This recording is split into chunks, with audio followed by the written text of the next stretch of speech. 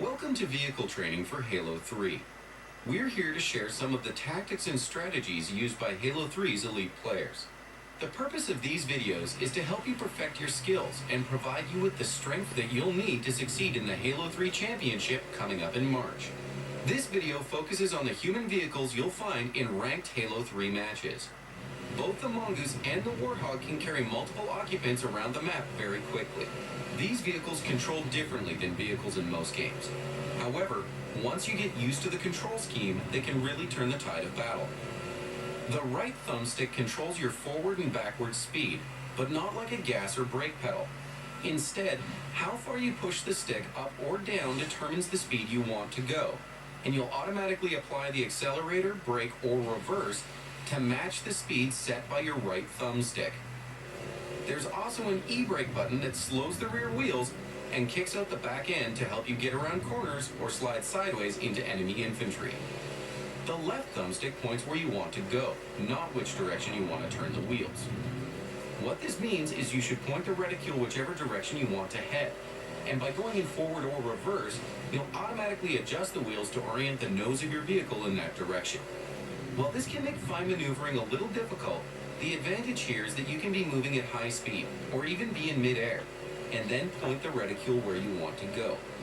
That way you know that the moment you get traction, you'll head in that direction without having to control the wheels at all. Like all vehicles in Halo 3, if you're in a hurry to enter one, hold down the enter button before you arrive. That way you'll climb aboard the moment you're in range. This also works great when boarding enemy vehicles, since it's hard to know exactly when they'll get inside your board range.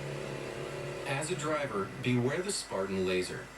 Watch for the red line of the laser or the telltale sound of one charging up, because they'll destroy your vehicle in a single shot.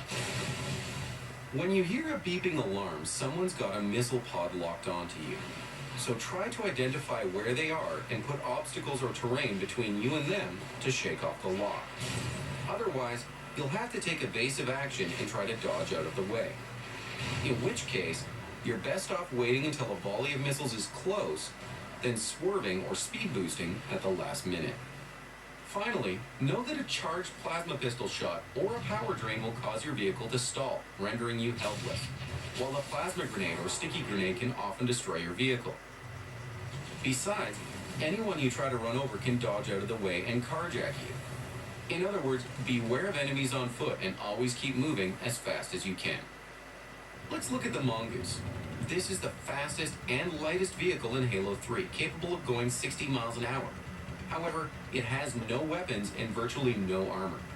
In other words, it's a great strategic tool to get up to 2 players to a key weapon, zone, flag, or bomb, and back again before the enemy arrives. However, it is poor for combat. The Mongoose's lightweight and speed make it very easy to roll, though about half the time you'll end up wheel side down again and able to ride off. Also note that you won't fall off a Mongoose unless it comes to a complete stop upside down.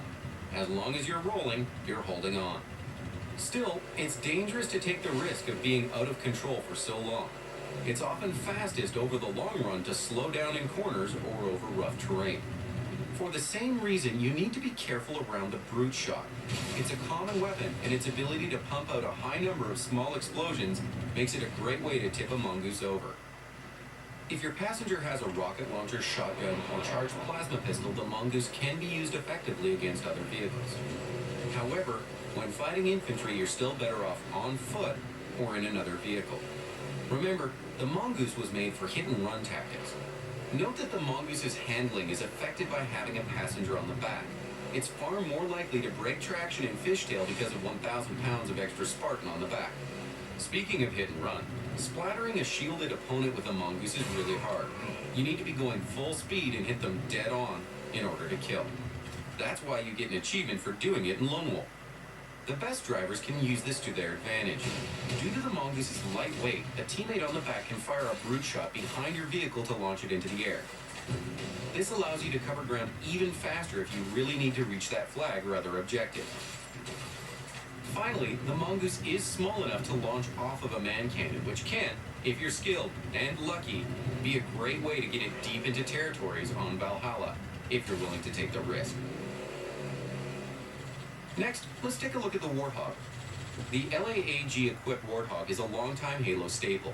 It can quickly transport 3 people around a map, though if you're holding an objective item, you can only get in the passenger side. The Warthog is much more heavily armored than the Mongoose, particularly in the front, though the rear gunner is exposed to fire from the sides and the back. That means the canny foes aim for your gunner first, taking the tusks off your hog and reducing your threat. The LAAG turret on the back of the Warthog operates much like a regular heavy machine gun. However, it can swing 360 degrees around, and it can't fire down directly next to the truck. Even better, the Warthog's motion barely affects the turret's aim. This makes the Warthog effective at quickly mowing down infantry or enemy vehicles. The Warthog is 3,000 kilos of fuel-injected ballistic polycarbonate, titanium, and carbon nanotube. In other words, it's excellent for splattering foes. It's important to remember that the driver is an effective weapon themselves, especially when they use the e-brake to slide the tail around. Speaking of the e-brake, talented drivers will use the e-brake constantly to drift or slide around while keeping the driver's side of the Warthog facing away from foes to use the passenger side as a shield. The passenger has a 180-degree arc of fire in the front of the Warthog, and while it's often best to leave the seat empty in Slayer matches, having a rocket launcher or plasma pistol in that seat can really help take down enemy vehicles. Thanks again for taking part in vehicle training. To learn more about vehicle training, the Halo 3 Championship, or to register for the Play and Win sweepstakes associated with this basic combat training, click on any vehicle training banners you see on Xbox Live, or log on at xbox.com/US Army. The Halo 3 Championship is sponsored by the US Army. There's strong, and then there's Army Strong. To learn more, visit GoArmy.